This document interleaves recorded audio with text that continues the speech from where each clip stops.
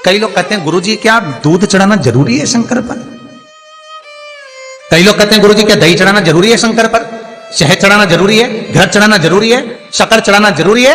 शिव महापुराण की कथा कहती है 5 चीजें शंकर भगवान पर चढ़ती है। दूध अर्थात घर में लक्ष्मी की वृद्धि करता है, इसलिए चढ़ाया जाता है। दही शंकर भगवान पर इसलिए चढ़ाते हैं क्योंकि यह परिवार को जोड़ता है। जिसके परिवार में क्लेश ज्यादा होता है, जिसके परिवार में आपस में तकरार ज्यादा होता है, उसको दही जोड़ता है। शहद घर में चिड़चिड़ प्रवृत्ति को समाप्त करता है। घी रोग को समाप्त करता है।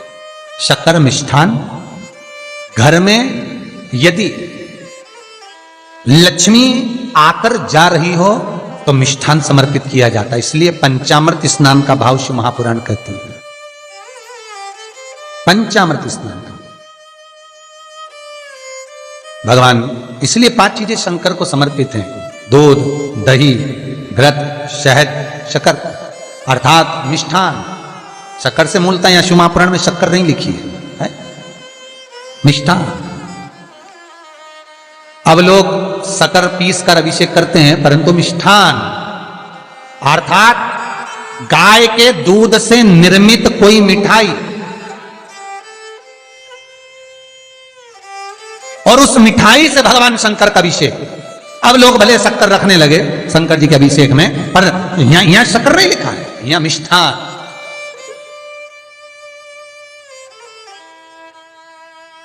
हमारे यहां सहज भाषा में कहते थे उसको खांड अर्थात मीठा। शिव महापुराण की कथा कहती है दर्पण इतना बड़ा ले लो। बंदर वाला अगर दर्पण वाली नहीं तो इतना बड़ा दर्पण लो, हनुमान जी के मंदिर में जाकर, क्योंकि हनुमान शंकर का ही अवतार है। हनुमान जी के मंदिर में जाकर हनुमान जी के उल्टे पांव का थोड़ा सा सिंदूर, चरण का थोड़ा सा सिंदूर एक कागज में लेकर आ जाइए। और हनुमान जी के छोटे भाई, हनुमान जी 6 भाई हैं, उसमें गतिमान, हनुमान जी के छोटे भाई गतिमान का नाम लो, और गतिमान का नाम लेकर उस दर्पण पर सिंदूर से त्रिशूल बना दो। सिंदूर से त्रिशूल बनाकर उस दर्पण को घर के बाहर, दर्पण का मुख बाहर की ओर, ऐसे बाहर की ओर मुख कर कर दर्पण को घर के बाहर या दरवाजे पर, बिल्डिंग पर, ऊपर जाली में, फ्रंट में कहीं पर भी उसको लगा दीजिए।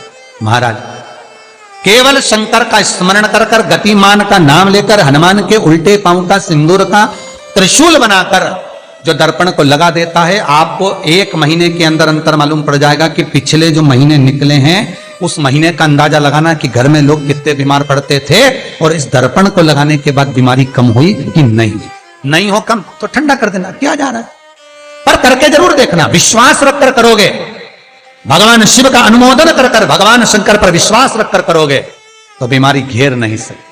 अकाल मृत्यु हो मरे जो काम करे चंडाल का, काल उसका क्या बिगाड़े जो भक्त हो महाकाल का। शंकर की आराधना करने वाला, शिव का स्मरण करने वाला, शिव को निवेदन करने वाला, शिव अर्चना में डूबने वाला, शिव का अनुमोदन करने वाला कभी दुखी नहीं हो सकता। तो शिव महापुराण की कथा कहती है शंकर को जितना जल प्रिय नहीं, शंकर को जितना बेल प्रिय नहीं, शंकर को जितना शमी प्रिय नहीं, शंकर को जितना दूध दही प्रिय नहीं, शंकर को अगर कुछ प्रिय है तो सत्य प्रिय है। सत्यम शिवम सुंदर। इसीलिए हमारे यहां शास्त्र कहता है, ब्रह्मा जी केतकी के फूल को लेकर आए, उसने झूठ बोला। ब्रह्मा जी गाय को लेकर आए, शंकर भगवान के सम्मुख में झूठ बोला। ब्रह्मा स्वयं झूठ बोले तो सिर कटा। कर्मनाशा नदी प्रकट हुई। और शिव महापुराण की कथा कहती है शंकर को सत्य प्रिय है अगर झूठ बोला है। इसीलिए शिव महापुराण का स्पष्टीकरण किया जाए, वर्णन किया जाए, तो पहले के समय में अदालत नहीं होती थी, पहले के समय में पंचायत नहीं हो सकती थी, पहले के समय में कोई सभाएं नहीं होती थी, पहले के समय में कोई निर्णायक मंडल नहीं होता था, पहले के समय में केवल एक निर्णय होता था। गांव के लोग ले जाकर शंकर के मंदिर में खड़ा कर देते थे और कहते थे उठा गंगा जली, और कहते तूने ऐसा नहीं किया। गंगा जली उठाकर कह दे कि तूने ऐसा नहीं करा। क्यों गंगा जली उठवाते थे? क्योंकि लोगों ने शिव महापुराण सुन रखी थी। शिव महापुराण में श्री वेद व्यास जी वर्णन करते हैं कि शंकर के मंदिर में, शंकर के ओटले पर, शंकर के मंदिर के अंदर, शिव की चौखट पर, शंकर के अनुमोदन में, शिव महापुराण के अंतर्गत शंकर के अनुमोदन में शिव मंदिर में शिव चौखट पर अगर कोई भूल से भी झूठ बोल देता है तो उसकी जिंदगी नरक जैसी निकलती है महाराज। इसीलिए कहते तो उठा गंगा जली और कह दे तूने ऐसा नहीं उठा, बोल दे। आपके भी जीवन में अगर किसी को कष्ट है, फिर निवेदन करूंगा, मंदिर में अगरबत्ती भले मत लगाओ, मंदिर में दीप भले मत जलाओ, मंदिर में पेड़ा भले मत चढ़ाओ। अगर आपके मोहल्ले में, आपके पड़ोस में, आपके परिवार में, आपके नजदीक में अगर कोई दुखी है, कष्ट में है, उसको यदि प्रेम की वाणी भी बोल ली है, एक रोटी भी प्रेम की खिला दी, किसी के चेहरे पर इस्माइल ला दी, तो मंदिर में दिया जलाने के बराबर है। मंदिर में दीप जलाने के लिए बेलपत्र भगवान माता पार्वती के अश्रु से है, रुद्राक्ष भगवान शंकर के अश्रु से है, शमी पत्र उमा और महेश्वर भगवान शंकर के विग्रह के सुख से जो जल प्रकट हुआ है, उस जल से शमी की उत्पत्ति है। दोनों के मिलन से, दोनों के मिलन से। जैसे एक मुखी से लेकर 14 मुखी तक रुद्राक्ष होते हैं। आप पहले भी कथा में कहा, एक मुखी से लेकर 14 मुखी तक रुद्राक्ष होते हैं। सभी रुद्राक्ष का अपना अपना एक मंत्र होता है, अपनी अपनी एक साधना होती है जिसके अनुसार रुद्राक्ष काम करता है। एक मुखी रुद्राक्ष लक्ष्मी की वृद्धि के लिए होता है। कभी मौका मिले तो एक मुखी रुद्राक्ष का दर्शन करना। पर एक मुखी रुद्राक्ष जितना छोटे से छोटा होता है, जितना छोटे से छोटा होता है, उतना सुख दे। एक मुखी रुद्राक्ष लक्ष्मी की वृद्धि के लिए होता है, कार्य सिद्धि के लिए होता है। कोई भिखारी से भिखारी, गरीबड़े से गरीबड़ा भी अगर धारण कर ले, उसके घर में एक मुखी रुद्राक्ष अगर प्रवेश कर जाए तो सुख का अनुभव करा देता है, संपदा का अनुभव कराता है, सरस्वती का भाव प्रकट करता है, वैभव का भाव देता है। एक मुखी रुद्राक्ष का मंत्र है ओम ह्रीं नमः। ओम ह्रीं नमः, ये लक्ष्मी के लिए होता है महाराज। दो मुखी रुद्राक्ष बांधा को हरता है। कोई तकलीफ आ रही है, कोई प्रशासनिक कार्य है, कोई काम नहीं हो रहा, फाइल आगे नहीं बढ़ रही, बहुत तकलीफ आ रही है, तो दो मुखी रुद्राक्ष जो व्यक्ति धारण करता है उसका कार्य सफल होता है। दो मुखी रुद्राक्ष का मंत्र है ओम नमः। और दो मुखी रुद्राक्ष का शिव महापुराण में जो मंत्र दिया है ओम नमः, विदेश्वर संहिता के अंतर्गत शिव महापुराण में रुद्राक्ष के 14 मुखी रुद्राक्ष के मंत्र दिए हुए हैं। आप शिव महापुराण नहीं पढ़ सकते तो मंत्र लिख लें। दो मुखी रुद्राक्ष का मंत्र है ओम नमः। तीन मुखी रुद्राक्ष विद्या प्राप्ति के लिए होता है। कैसा भी अनपढ़ से अनपढ़ व्यक्ति हो, जिसको विद्या में रुचि ना हो, पढ़ ही नहीं पा रहा हो, चित्त वृत्ति ही ना लग रही हो, मन ही ना लग रहा हो, परसेंट कम से कम होते जा रहे हो, तीन मुखी रुद्राक्ष उस बच्चे के गले में लाल धागे में डाल दीजिए। नहीं डाल सकते तो बच्चे के कमरे में जहां वो पढ़ता है, विद्याध्ययन करता है, उसके कमरे में लगा दीजिए। तीन मुखी रुद्राक्ष का मंत्र है ओम क्लीं नमः।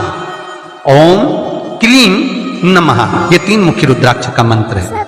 इन मंत्र को कैसे सिद्ध करना है वो आपको 14 मुखी के रुद्राक्ष के पूर्ण होने पर वर्णन करते हैं।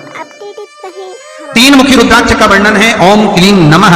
चार मुखी रुद्राक्ष खोई हुई वस्तु को प्रदान कर देता है महाराज। यदि कोई वस्तु आपकी खो गई है, कोई सामान आपका रखा गया नहीं मिल रहा, चार मुखी रुद्राक्ष को एक चावल की कटोरी में, अक्षत की कटोरी में घर के केंद्र बिंदु में रख दीजिए महाराज।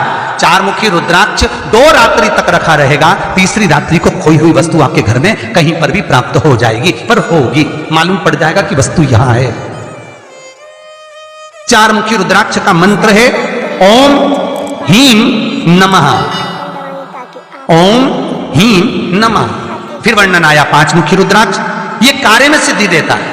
व्यापार नहीं चल रहा हो, कोई नई दुकान खोली हो, नई फैक्ट्री खोली हो, नया कोई कार्य करने जा रहे हो, नहीं हो रहा है, पैसा लग रहा है पर आवक नहीं हो रही है, तो 5 मुखी रुद्राक्ष फल प्रदान करता है। इसका मंत्र है ओम ह्रीं नमः। ओम ह्रीं नमः। 6 मुखी रुद्राक्ष अटके हुए काम को सफल बनाता है। जिसका विवाह नहीं हो रहा हो, शादी नहीं हो रही हो, रिश्ते बहुत आ रहे हो, संबंध नहीं हो रहा हो, तो 6 मुखी रुद्राक्ष स्त्री हो चाहे पुरुष हो, उसके गले में लाल धागे में डाल दिया जाए। 6 मुखी रुद्राक्ष का मंत्र है ओम ह्रीं हूं नमः। ओम ह्रीं हूं नमः। ये 6 मुखी रुद्राक्ष का मंत्र है। 7 मुखी रुद्राक्ष श्री शिवाय नमस्तुभ्यं। श्री शिवाय नमस्तुभ्यं। श्री शिवाय नमस्तुभ्यं।